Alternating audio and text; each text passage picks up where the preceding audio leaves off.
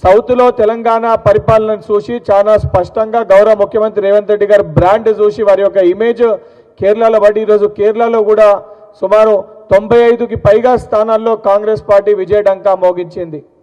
ఇది 100% రేవంత్ రెడ్డి గారు తీసుకున్న ఒక స్లోగన్, తెలంగాణలో చేస్తున్న ఒక పరిపాలనకి నిదర్శనం. తప్పనిసరిగా ప్రజలు ముఖ్యంగా కేరళలో కూడా అత్యధిక స్టూడెంట్స్ మన దగ్గర హైదరాబాద్ సెంట్రల్ యూనివర్సిటీలో ఇతర యూనివర్సిటీస్లో ఇక్కడ వచ్చి చదువుకుంటారు.